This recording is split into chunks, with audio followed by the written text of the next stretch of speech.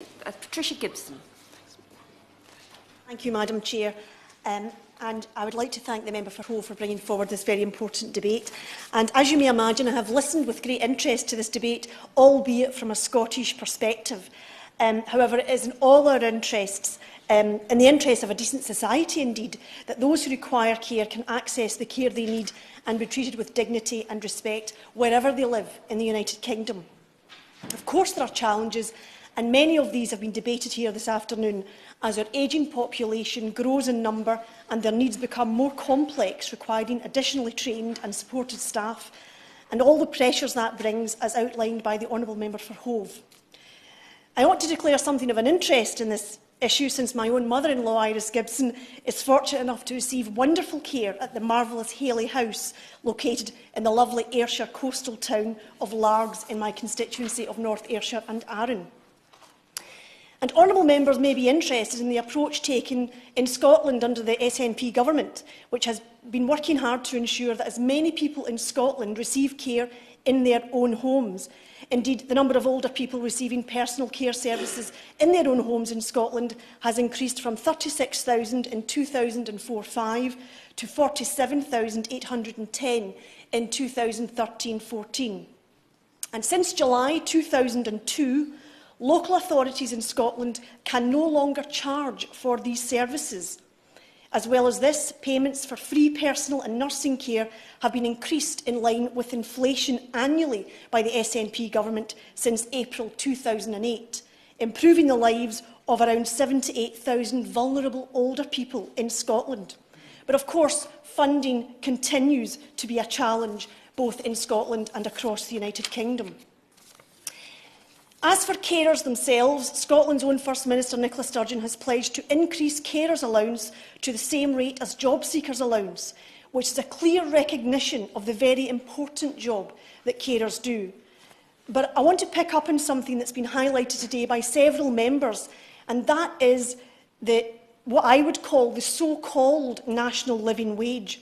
It is in fact nothing of the sort. It's a minimum wage, unlike the Scottish living wage, which actually relates to the cost of living. The Scottish Government is a living wage employer and continues to encourage Scots-based businesses to become living wage accredited employers.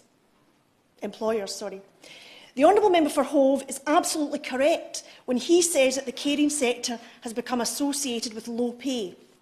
And this is a scourge on this important sector and must be acknowledged and tackled in any discussion about the future of the care sector as a whole.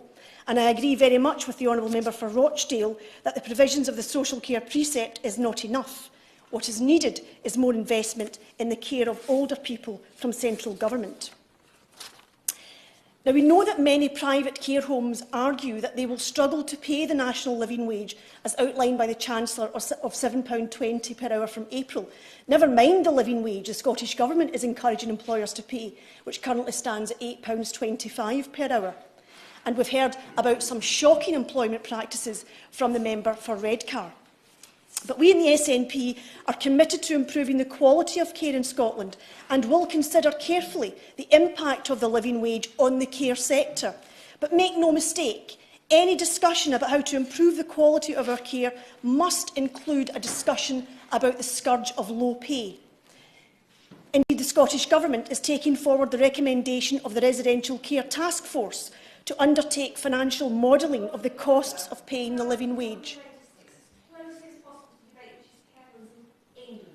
I have given her some latitude, but I think she is somewhat straying off the point of care homes in England. Well, I was simply going to point out that I would hope that the Minister would consider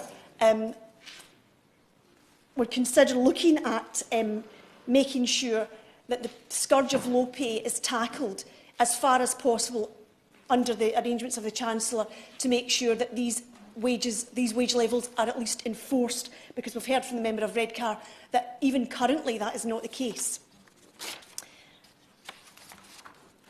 It is clear there are urgent concerns about care homes, and these must be addressed, and I look forward to the Minister taking the opportunity of doing so. The urgency of these concerns are apparent as care home margins are squeezed by a lack of investment, a failure to deal with the funding of long-term care to an acceptable to an acceptable and sustainable level, with local authorities facing even tighter budgets, alongside the recognition that care services are a vital component of the fabric of the NHS. And of course, what happens in the care sector in England does have a direct consequence to the care sector across the UK. Caring for our older population, caring for our carers, is an issue of social justice. And of course, there is a price tag to supporting our older people. Of course, there is a cost. But politics is about choices, and the challenges of our ageing population will only increase. And we must make the choice to treat them with dignity and support carers and our older population as much as we can. We cannot afford not to.